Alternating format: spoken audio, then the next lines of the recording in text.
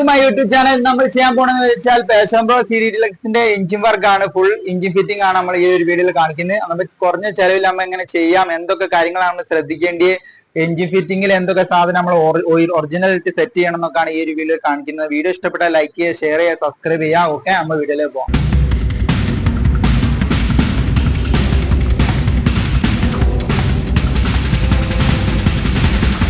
അന്നപ്പോ നമ്മൾ engine fit ചെയ്യുന്നതിന്റെ മുന്നേ നമ്മൾ ഇത് ക്ലീൻ ചെയ്ത് നല്ല കണ്ടീഷൻ ആക്കിയിട്ട് എയർ ഒക്കെ അടിച്ച് ഫുള്ള് തുടച്ച് ലെവലാക്കി വെക്കണം. എന്നിട്ട് നമ്മൾ ഈ ബെയറിംഗിൽ എഞ്ചിൻ കേസിന്റെ ഈ ബെയറിംഗിലൊക്കെ ഓയിൽ അപ്ലൈ ചെയ്ത് കൊടുക്കുന്നുണ്ട്.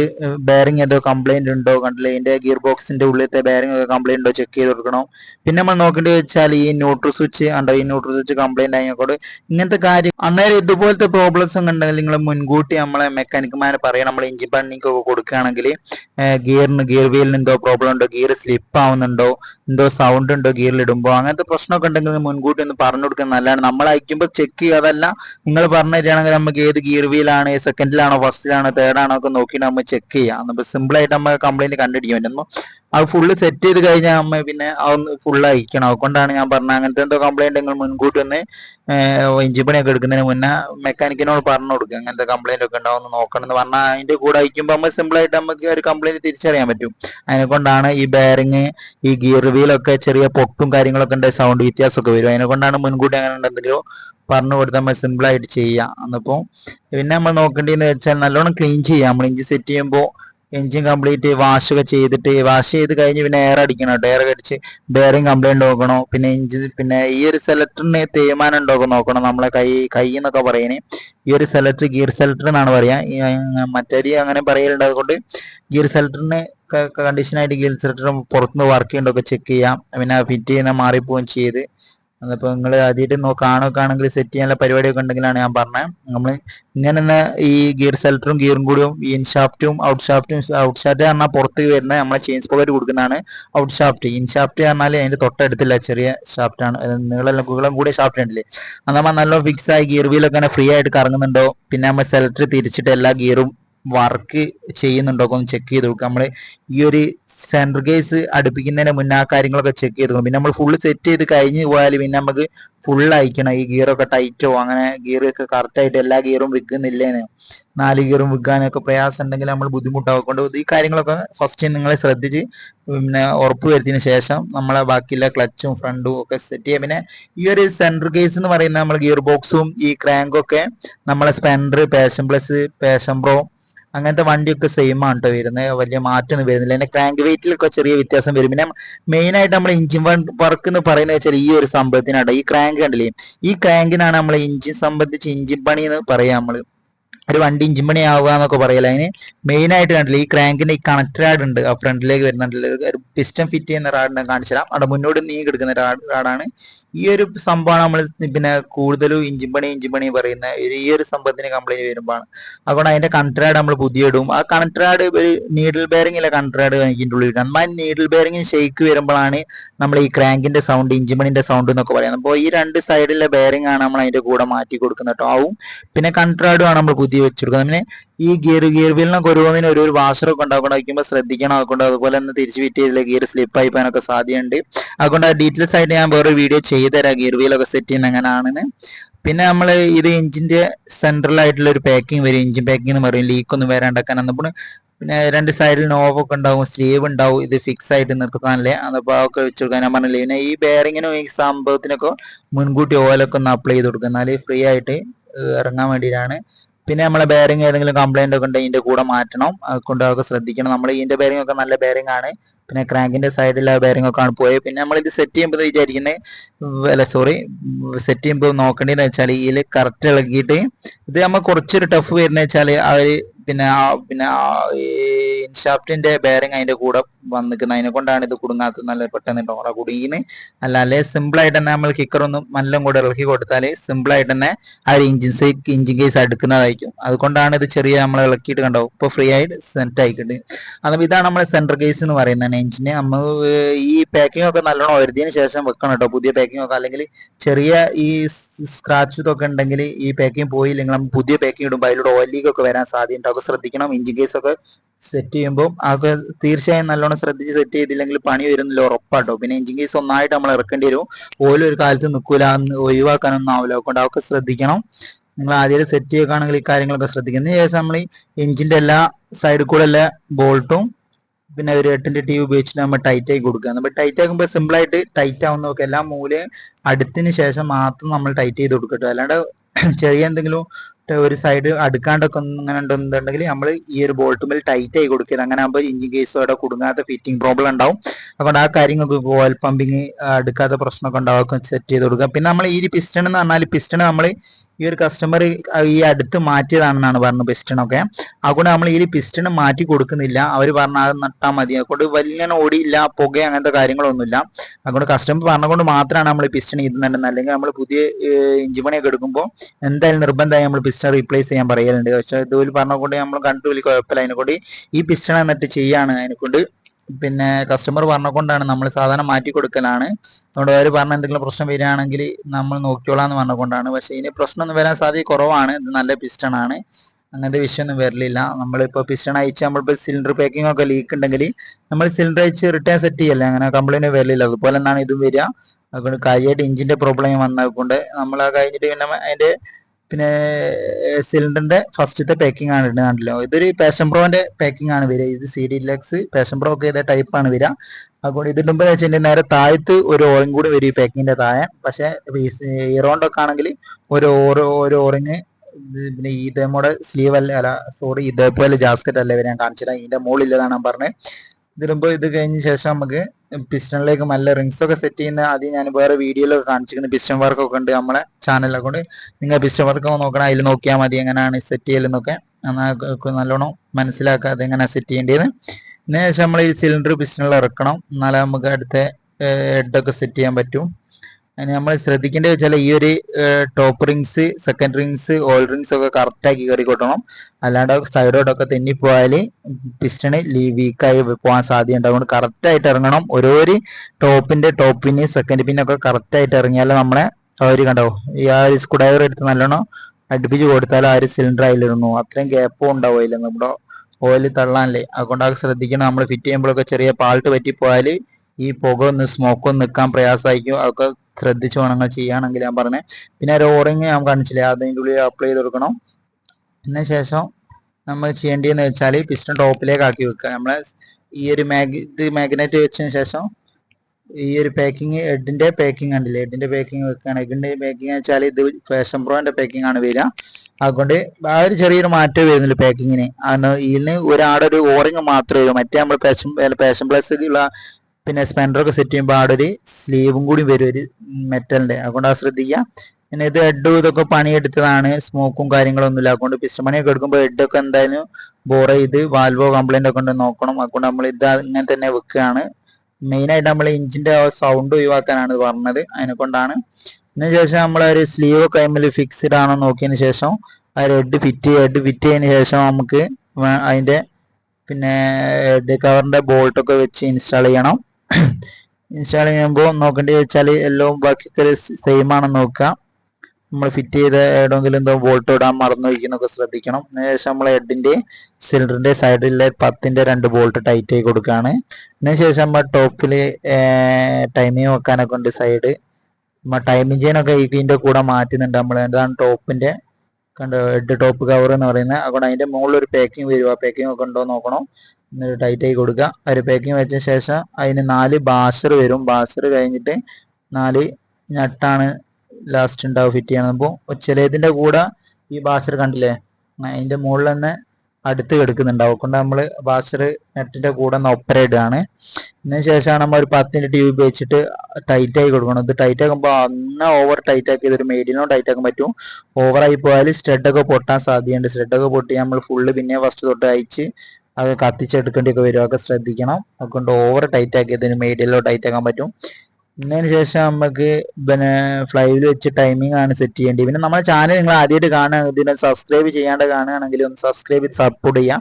ഇതുപോലത്തെ വീഡിയോസ് ഇനിയും വരുന്നതായിരിക്കും. പല വണ്ടിൻ്റെ എഞ്ചിൻ സെറ്റിങ്ങും വണ്ടിൻ്റെ എല്ലാ കാര്യങ്ങളും ഇതിൽ വരുന്ന ഈ ചാനലിൽ നമ്മൾ കൊണ്ടുവരുന്നതായിക്കൊണ്ട് സപ്പോർട്ട് ചെയ്ത് സബ്സ്ക്രൈബ് ചെയ്യുക. ഓക്കെ. അതിന് ശേഷം നമ്മൾ 10ന്റെ ട്യൂബ് വെച്ചിട്ട് ഒന്ന് ടൈറ്റ് ആയി കൊടുക്കുക. 10ന്റെ ടിയോ അല്ലെങ്കിൽ റിംഗ് ആയാലും മതി. ശേഷം നമുക്ക് ഈ ടൈം എഞ്ചിനാണ്, നമ്മൾ ടൈം എഞ്ചിനൊക്കെ പുതിയ ഇടുകയാണ്. ടൈം എഞ്ചിന് 130 രൂപ ഉള്ളൂ ഈ സാധനത്തിന്. പാഷൻ പ്രോ പാഷൻ പ്ലസ് എല്ലാം ടൈം എഞ്ചിനും കാര്യങ്ങളൊക്കെ ഒരേ മോഡലാണ്, വലിയ വ്യത്യാസമൊന്നുമില്ല.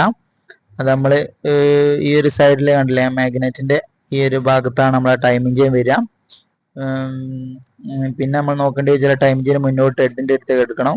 പിന്നെ ഹെഡിന്റെ അതിന്റെ ഉള്ളിൽ സെൻട്രൽ സിലിണ്ടറിന്റെ അവിടെ ഒരു പിന്നെ ഒരു വീല് വരും. ആ വീല് നമ്മൾ കൊടുക്കണം. തൽക്കാലം ഈ ചെയിന് ബാക്കോട് പോരാണ്ടക്കാൻ വേണ്ടിയിട്ട് ഒരു സ്ക്രൂ ഡ്രൈവർ ഫിറ്റ് ചെയ്ത് വെച്ചാണ്. ഈ ഒരു വീലാണ് നമ്മളെ സിലിണ്ടറിന്റെ ഉള്ളിൽ വരിക. ഞാൻ കാണിച്ചിട്ട് സെന്ററിൽ നമ്മൾ ടൈം എഞ്ചിന്റെ ഉള്ളിൽ കൂടെ തള്ളി കൊടുത്താൽ മതി. അങ്ങനെ തള്ളിയാൽ ടൈം എഞ്ചിന്റെ സെന്ററിൽ കൂടെ തള്ളിയാൽ സിമ്പിൾ ആയിട്ട് കണ്ടില്ലേ അങ്ങോട്ട് ഇറങ്ങി കിട്ടും. ഇറങ്ങി കിട്ടിയിട്ട് നമ്മൾ ആ ഒരു വീല് രണ്ട് കൈയോണ് ഇങ്ങനെ തള്ളിയിട്ട് ആ ഒരു ഓൾസി കണ്ടില്ലേ, സിലിണ്ടറിന്റെ സെന്ററിൽ കണ്ടില്ലേ ഒരു ഓൾസ്, ആ ഒരു ഓൾസിൽ അതിന്റെ നട്ട് കണ്ടില്ലേ, സോറി ഞാൻ ബോൾട്ട് ഇട്ടിട്ട് ഒന്ന് ടൈറ്റ് ആയി കൊടുക്കുക. ടൈറ്റ് ആയി കടിച്ചാൽ അതാണ് സെന്ററിൽ വീല്, ടൈം എഞ്ചിന്റെ വീല് ടൈം എഞ്ചിൻ ടൈറ്റ് ആക്കാനുള്ള ഒരു വീലാണ് വരിക. സൈഡിലൊന്നും അറിയാണ്ടാക്കാൻ വേണ്ടിയിട്ടാണ്. പിന്നെ ടൈം എഞ്ചിൻ ടൈറ്റ് ആക്കുന്ന വീല് അടുത്തേരെ എഞ്ചിന്റെ ചോട്ടിൽ നിന്ന് മേലോട്ടാണ് വരിക. ആ ടൈം എഞ്ചിന്റെ വീല് അതൊക്കെ പുതിയ വീൽ എന്നാണ്. നമ്മൾ എല്ലാം കൂടി പൊട്ടിച്ചിട്ട കൊണ്ടാണ് നമ്മൾ ഇങ്ങനെ കാണിക്കുന്നത്. പാക്കറ്റ് പൊട്ടിക്കുന്നൊക്കെ കാണിക്കുമ്പോൾ കൂടുതൽ ലാഗാവും, അതിനെ കൊണ്ടാണ് അതൊന്നും എടുക്കാണ്ടെന്ന്. എന്നുവെച്ചാൽ ടൈം എഞ്ചിന്റെ പിന്നെ ഒരു ടോപ്പ് കണ്ടില്ലേ, ടോപ്പിൽ വെച്ചിട്ടാണ് ഈ ടൈമിന് ഇങ്ങനെ ടോപ്പിൽ വെക്കുന്നത്. കറക്റ്റ് ടീ പോയിന്റിൽ എണ്ണായില്ലെങ്കിൽ നമ്മളെ വണ്ടിക്ക് തീരെ വലി ഉണ്ടാവില്ല. എന്നിപ്പോ വണ്ടി സ്റ്റാർട്ടാവാൻ പണിയായിരിക്കും. അതൊക്കെ ശ്രദ്ധിക്കണം. ഇതൊക്കെ കറക്റ്റ് ആയില്ലെങ്കിൽ കണ്ടില്ല, ടീ പോയിന്റിൽ ഒരു വര ഉണ്ടാവും. ആ മാർക്ക് കറക്റ്റ് ആക്കി വെച്ചിട്ട് വേണം. പിന്നെ നമുക്ക് ഹെഡിന്റെ അടുത്ത് ടൈം എഞ്ചിന്റെ വീലിന്റെ ഒരു മാർക്കും ഉണ്ടാവും ടോപ്പിന്റെ.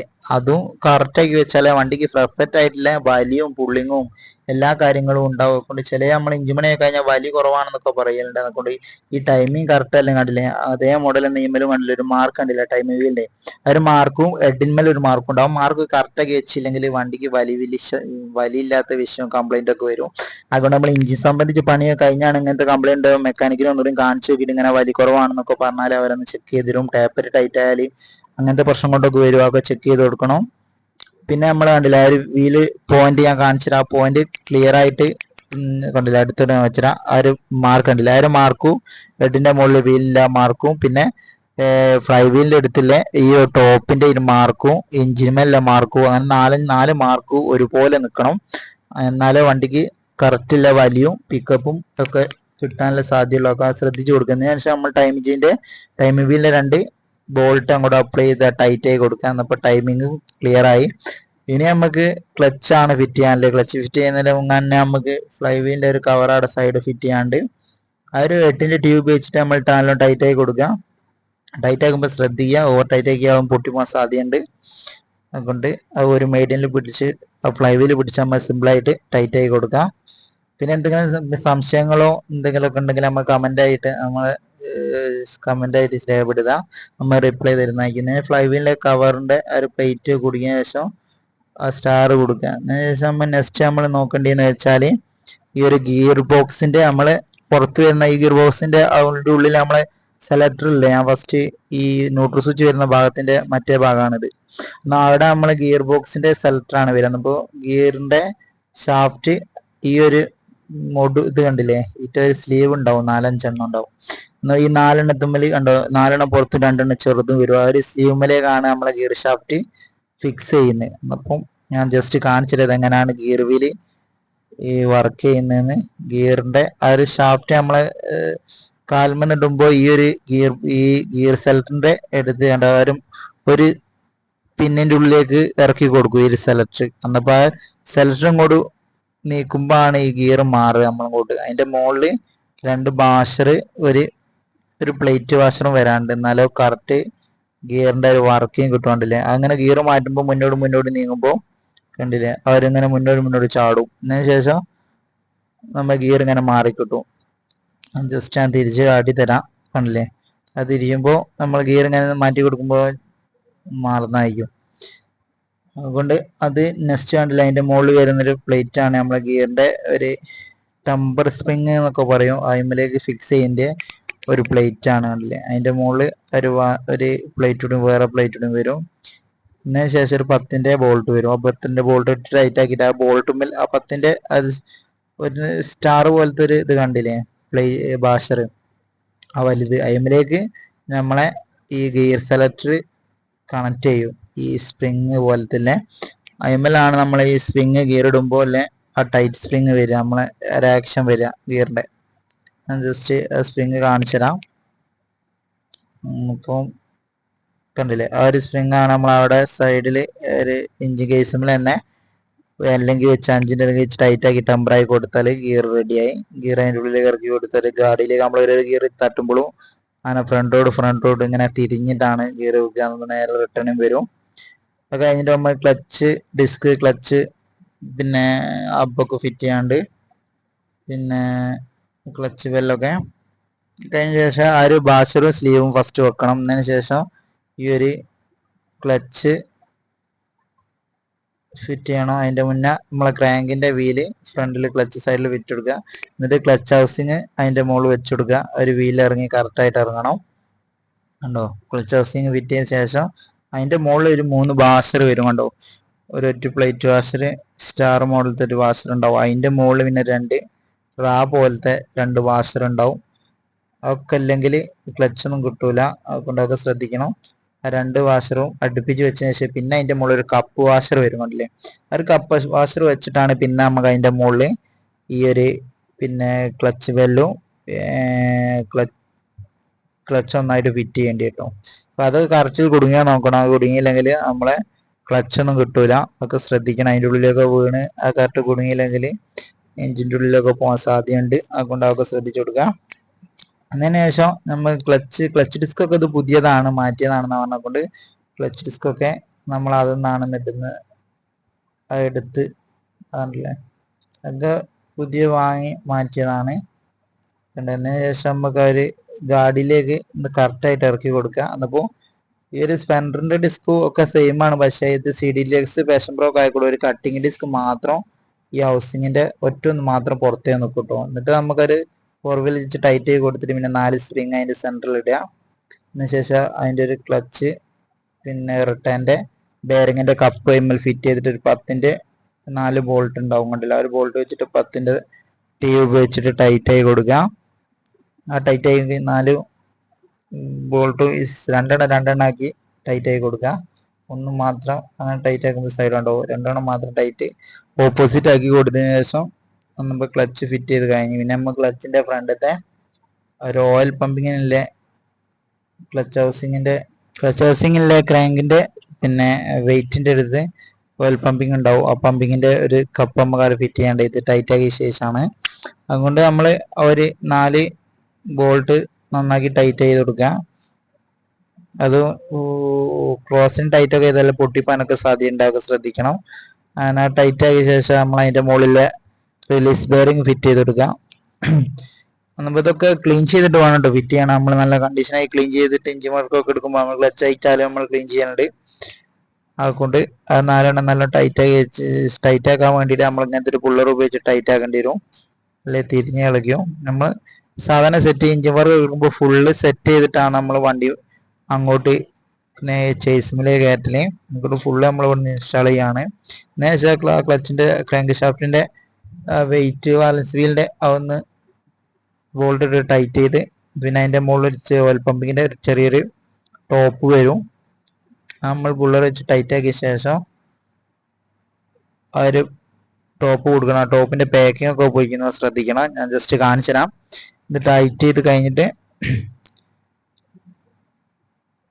നമ്മൾ ഫുള്ള് സെറ്റ് ചെയ്തിട്ട് ഇവിടെ പുറത്തുനിന്ന് സെറ്റ് ചെയ്തിട്ടാണ് അങ്ങോട്ട് കയറ്റുന്നത്. അതുകൊണ്ട് എഞ്ചിന്റെ പിന്നെ ഈ ക്ലച്ചിന്റെ ബോൾട്ടൊക്കെ നന്നാക്കി ടൈറ്റ് ചെയ്യണം, അല്ലെങ്കിൽ ഊരിപ്പോയാലൊക്കെ എഞ്ചിൻ സൈഡൊക്കെ ഊരി അതിൻ്റെ ഉള്ളിൽ വീണാൽ പ്രശ്നമാണ്. അതിനെക്കൊണ്ട് കണ്ടീഷനായി ടൈറ്റ് ചെയ്ത് കൊടുക്കുക. നല്ലോണം ടൈറ്റ് ചെയ്യുന്ന ഉറപ്പ് വരുത്തുന്നതിന് ശേഷം ഒരു ക്ലച്ചിൻ്റെ ഉള്ളിൽ നിന്ന് പമ്പ് വരുന്ന ഭാഗമാണിത്. അതുകൊണ്ട് അതിൻ്റെ പാക്കിംഗ് ഒക്കെ നല്ലോണം ശ്രദ്ധിക്കണം.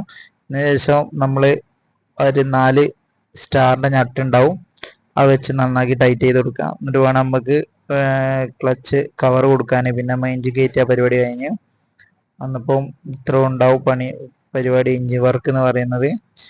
അതുകൊണ്ട് ഇതുപോലത്തെ വീഡിയോസിനായിട്ട് നമ്മളെ ചാനൽ നിങ്ങൾ ഇതുവരെ സബ്സ്ക്രൈബ് ചെയ്ത് സപ്പോർട്ട് ചെയ്യാം. അങ്ങനെ അത് ടൈറ്റ് ചെയ്ത് അതുകൊണ്ട് ഡീറ്റെയിൽസ് ആയിട്ടുള്ള അടുത്ത ക്ലച്ചിന്റെ വീഡിയോ ഒക്കെ ഇനിയും വരുന്നതായിരിക്കും.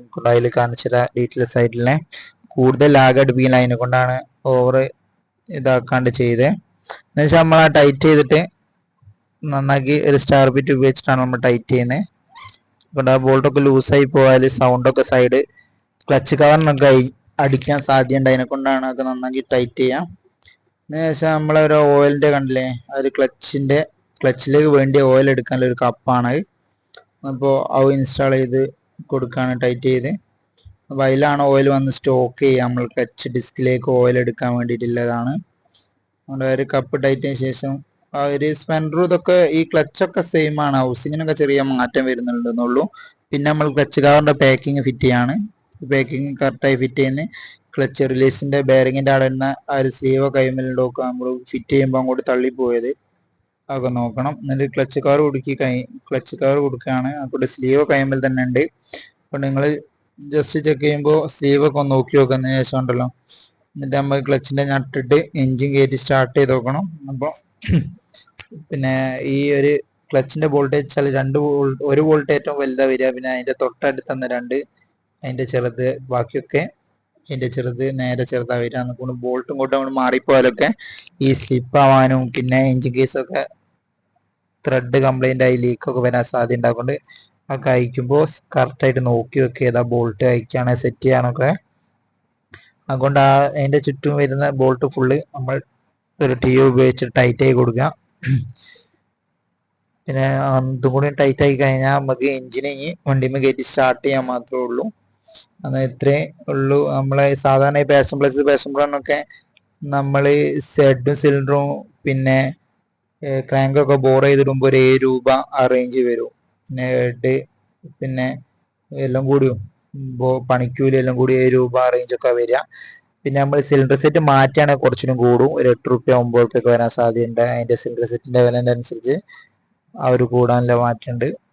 അതുകൊണ്ട് കറക്റ്റായി നിങ്ങൾ എഞ്ചിന് ഒക്കെ പണിയെടുത്ത് കഴിഞ്ഞാലും കറക്റ്റ് നിർബന്ധമായി നോക്കേണ്ടതെന്ന് വെച്ചാൽ ഓയിൽ കറക്റ്റ് 2000 കിലോമീറ്ററിൽ എന്നാ മാറ്റി കൊടുക്കുക. അതാണ് മെയിനായിട്ട് നിങ്ങൾ നോക്കേണ്ടി. ഏത് ഓയിൽ ഒഴിക്കുക, ഏത് അത്യാവശ്യം നല്ല ഓയിൽ ഒഴിക്കുകയാണെങ്കിൽ ഏത് ഓയിൽ ഒഴിക്കുകയാണെങ്കിലും നിങ്ങൾ 2000 കിലോമീറ്റർ കറക്റ്റിൽ മാറ്റി കൊടുക്കണം. അല്ലെങ്കിൽ എഞ്ചിൻ സംബന്ധിച്ച് വർക്കൊക്കെ വരാൻ സാധ്യതയുണ്ട്. അതുകൊണ്ട് ഓരോരോ ഓയിൽ ചിലപ്പോൾ പറയും 4000 5000 ഒക്കെ ഓയിൽ ഒഴിച്ചാൽ നമ്മൾ ഓയിലിൻ്റെ ക്വാളിറ്റി കുറഞ്ഞിട്ട് ഈ ലൂബ്രിക്കേഷൻ നടക്കാണ്ട് വരുമ്പോഴാണ് എഞ്ചിൻ സംബന്ധിച്ച് വർക്കൊക്കെ വരിക. അതുകൊണ്ട് നമ്മൾ വണ്ടി സ്റ്റാർട്ട് ചെയ്ത് കൊടുക്കുകയാണ് ഓയിലൊക്കെ ഒഴിച്ചിട്ട്. പിന്നെ നമ്മൾ സ്റ്റാർട്ട് ചെയ്തിട്ട് ആദ്യത്തെ കൊണ്ടാണ് അടുത്ത് സ്റ്റാർട്ടായില്ല, സ്റ്റാർട്ടായിന്ന് കണ്ടില്ല. നീറ്റ് വർക്കിംഗ് കണ്ടില്ല. ഇപ്പോൾ ഓയിൽ പമ്പിങ് ഒക്കെ വരുന്നുണ്ട്. നമ്മുടെ ഇവിടെ പുറത്തേക്ക് ഓയിൽ പമ്പിങ് ചാടുന്നുണ്ടോ നോക്കുകയാണ്. അതുകൊണ്ട് വീഡിയോ ഇഷ്ടപ്പെട്ടാൽ ലൈക്ക് ചെയ്യുക, ഷെയർ ചെയ്യുക, സബ്സ്ക്രൈബ് ചെയ്തിട്ട് വീഡിയോസിനായിട്ട് അടുത്ത വീഡിയോയിൽ കാണാം. ഓക്കെ.